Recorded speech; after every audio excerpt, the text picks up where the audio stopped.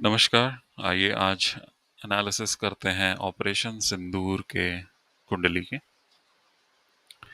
उसके पहले हम 22 अप्रैल दोपहर 1:30 बजे की कुंडली देखते हैं। ये राशि चार्ट है। ये लोकेशन श्रीनगर की ली गई है। इसमें अगर आप देखेंगे तो लग्न में मंगल है जो कि नीच राशि में है। तीसरे घर में केतु है जो कि नीच राशि में है। और 9वें घर में राहु है जो कि नीच राशि में है।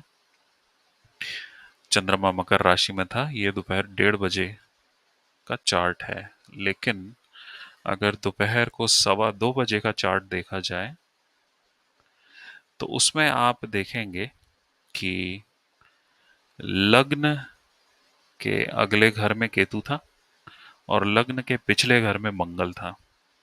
जब भी केतु और मंगल दोनों अग्नि के प्लैनेट्स होते हैं, जब भी ये लग्न के आगे पीछे होते हैं तो लग्न में अशुभ योग बनता है। लग्न का स्वामी लग्नेश, सिंह लग्न का, सूर्यदेव बैठे हुए थे 9वें घर में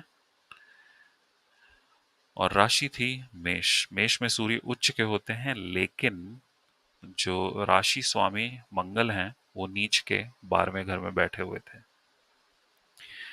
जब भी लग्नेश 9वें घर में होता है तो और वो भी चर राशि में, तो ये दिखाता है कि लोग तीर्थ यात्रा कर रहे हैं। पुराने जमाने में तीर्थ यात्रा होती थी, दूर की यात्रा या फॉरेन ट्रिप आजकल कहा जाता है। दूर की यात्रा कर रहे थे, अपने घर से काफी दूर थे। तो इस वजह से ये जो हमला हुआ था ये उन सैलानियों पे था जो कि घर से दूर थे, चर राशि में थे, ट्रैवल कर रहे थे। और मंगल का नीच होने की वजह से उन पे ये घात हुआ। अगर आप देखेंगे चंद्रमा जो जो कर्क राशि में था उसकी दशा चल रही थी मंगल की महादशा और राहु की अंतर्दशा, और राहु बैठा हुआ था 8वें घर में घात लगाए। इस वजह से इन लोगों पे घातक हमला हुआ, वो भी घात लगा के। मंगल जो 12वें घर में बैठा हुआ था नीच राशि में, राहु जो बैठा हुआ था 8वें घर में अपनी नीच राशि में, राहु से राहु जब भी 8वें घर में बैठता है तो मृत्यु का कारक बनता है, एक्सीडेंटल डेथ देता है, जो रहस्यमयी मृत्यु देता है और अचानक घात लगी हुई मृत्यु देता है। और ज्यादातर गोली जो होती है वो राहु मानी जाती है। तो जिनका भी राहु खराब होता है उनका गोली से होना होता है। एक्सीडेंटल डेथ दिखाता है ये। इस वजह से, क्योंकि लग्नेश पीड़ित था, लग्नेश ऐसा था जहां पे लोग सफर कर रहे हैं या सैलानी थे, यात्रा कर रहे थे, और राहु ने घात लगा के मंगल राहु के दशा अंतरदशा में गोलियों से उनको घात लगा। और इस वजह से 26 सैलानी जो भारत के थे उनको मृत्यु उनको मारा गया पाकिस्तानी हरामजादों ने। इसमें अशुभ योग था और पाश योग भी चल रहा था। अब प्रतिघात में भारत ने सिंधु जल संधि जो थी उसको रद्द कर दिया।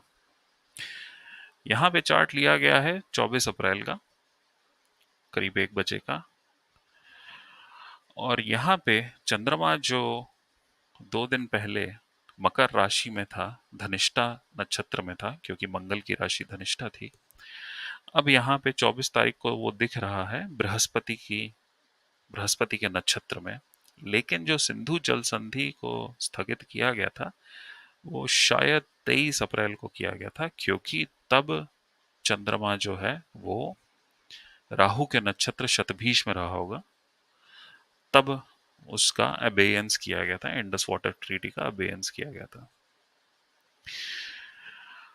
यहाँ पर भी अगर आप देखें तो मंगल जो था वो नीच का चल रहा था, राहु केतु जो हैं अपनी नीच राशियों में बैठे हुए थे, और तब ये किया गया था।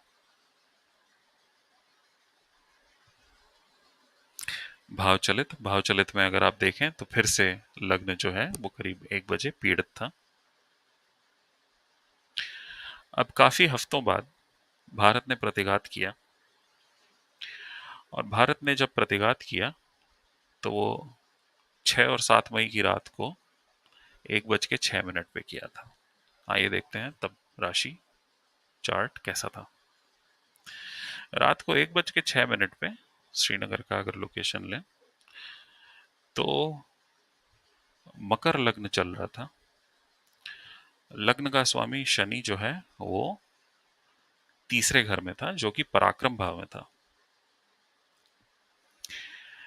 यहाँ पे अगर देखा जाए तो छठा घर जो है, जो शत्रु स्थान होता है, उसका स्वामी बुध जो है वो नीच राशि में था लेकिन तीसरे घर में था, और शुक्र के साथ था जो कि उच्च का हो रखा था।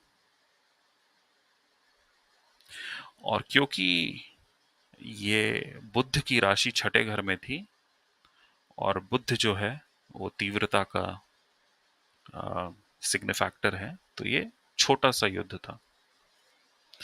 मंगल 7वें घर में था, चंद्रमा सिंह राशि में 8वें घर में था, केतु 9वें घर में नीच की राशि में लेकिन 9वें घर में था। 9वें घर में केतु अच्छा होता है, तीसरे घर में राहु अच्छा होता है।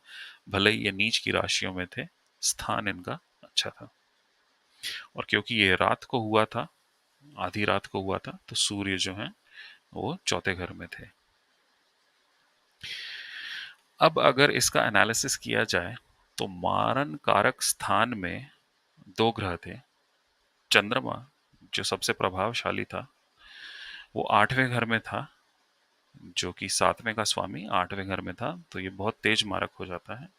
और रात के समय ये युद्ध छिड़ा था, तो जितने भी टेरर कैंप में मारे गए थे वो सब रात को मारे गए थे, क्योंकि आ, ये चंद्रमा जो है ये 8वें घर में बैठा था, 7वें घर का स्वामी।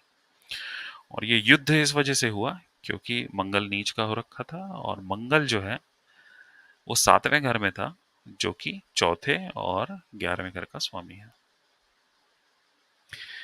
ये राशि चार्ट था। अगर आप इसका भाव चलित देखें तो चंद्रमा केतु के साथ था। केतु जो होता है वो टूटता हुआ तारक होता है, और अगर ये समझा जाए मॉडर्न टर्म्स में तो ये मिसाइल की तरह होता है। तो इस वजह से अगर कोई कहता है कि मतलब एयरप्लेन्स का यूज हुआ था, तो मैं नहीं मानता। मैं ये मानता हूँ कि मिसाइल्स का यूज हुआ था, क्योंकि केतु जो है वो एक तारे की तरह होता है जो आसमान में उजाला करता है, और चंद्र केतु रात को उजाला कर रहा था। तो रात में जो दिन कर दिया था वो चंद्र केतु की वजह से था, जो कि 8वें घर में था, जो कि सडन में हुआ था। और केतु जो होता है वो आसमान से गिरता है और प्रज्वलित हो जाता है। इस वजह से, और क्योंकि चंद्र केतु था, ये मिसाइल अटैक था, ना कि इसमें कोई जहाज इस्तेमाल हुए हों।